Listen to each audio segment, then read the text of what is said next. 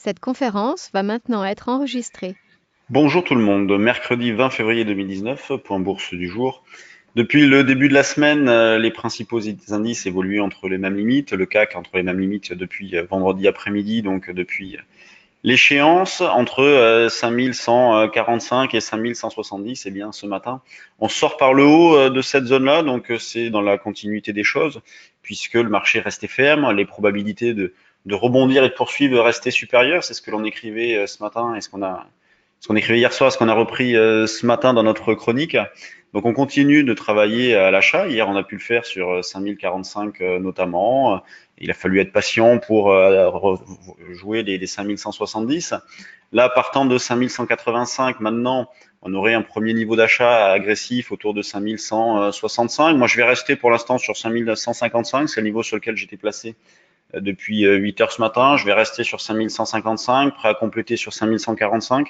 Puis si jamais le marché reste ferme, je verrai pour remonter ces niveaux d'achat. Donc l'objectif potentiel suivant, c'est 5240. Donc c'est l'objectif en ligne de mire dans cette phase-là.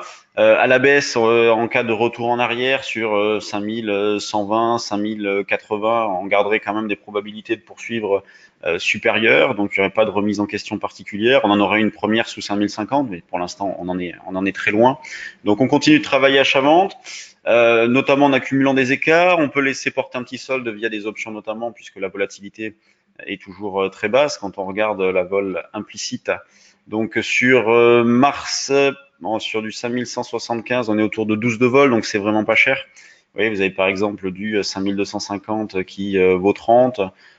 Donc 30, il reste 26 jours, donc ce sont des paris pas chers du tout, notamment si on veut un solde acheteur. Donc sur le DAX, eh bien, accélération ce matin aussi. Donc le niveau que l'on proposait à l'achat, c'est 11 250. C'est le niveau qu'on proposait hier aussi. Donc sur le trade du jour dynamique, 11 250, on avait proposé comme niveau un petit peu plus agressif d'entrée qui a été atteint. Donc on a pu faire des écarts. Ce matin, on a été placé à 11 250, on n'a pas été fait. Donc on va remonter ce niveau-là à la zone 320, 340. Donc maintenant, ce serait 320, 340 pour acheter d'une manière dynamique. En dessous, on retrouverait 280 par exemple. Comme il y a pas mal de vols, notamment hier matin, il y a eu pas mal de volatilité avec des écarts pour pas grand-chose. On peut s'attendre à une poursuite de cette configuration-là, donc faut pas hésiter parfois même à assurer une petite partie un petit peu proche, mais se placer un petit peu plus loin pour compléter. L'eurodoll avait donc continue donc de rebondir. Hein. On peut accumuler des écarts dans cette phase-là, puisque précédemment on avait une baisse en ligne droite. Là, on a des rebonds intéressants pour vendre. Donc vente vers un 13,55. Donc on va jouer une poursuite de ce rectangle-là, un 13,55 à la vente, pour essayer de d'alléger, racheter sur un 13,25,30, voire pourquoi pas un 12,95. Il n'y a pas de changement sur l'eurodoll, c'est toujours baissier. Quand on regarde du côté des actions, on a donc l'automobile qui se comporte bien, puisqu'on a Valeo, Peugeot, Michelin parmi les plus fortes hausses. Donc 2,30 de hausse pour Valeo. Total ne fait pas grand-chose. Les grosses pondérations, on voit qu'elles sont à la baisse.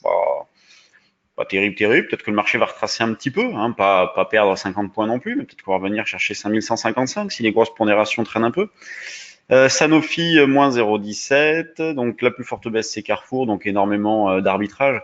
D'ailleurs, sur le CAC, on l'a bien vu à l'ouverture, tout pile à 9 heures, on a eu des gestions de delta, donc des petits achats, notamment en phase de vente de call. Vous voyez, souvent ces ajustements-là se font à l'ouverture et avant la clôture, donc on en a eu à l'ouverture ce matin.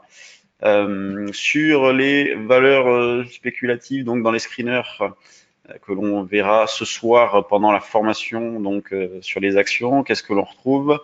On a Prodware qui bouge avec du volume, Axia, Itelink intéressant puisqu'on en a sur le trade du jour, Métropole, Visiomed, Celnovo qui est pas mal. Il y a un petit départ de quelque chose, alors pas suffisant pour déclencher un signal, mais il y a une amélioration.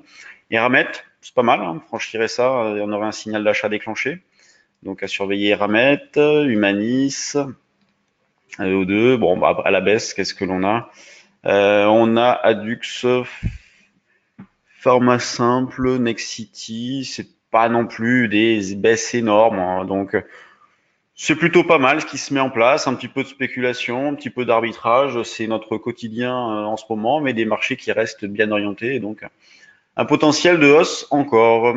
Sur ce, je vous laisse. Ben, bonne séance. Donc ce soir, dernier jour de la formation sur les actions. Donc on va analyser des, des valeurs, regarder les screeners, tout ça, détecter des opportunités pour les jours, les semaines à venir. Et moi, je vous retrouve demain pour un nouveau point bourse. Salut tout le monde.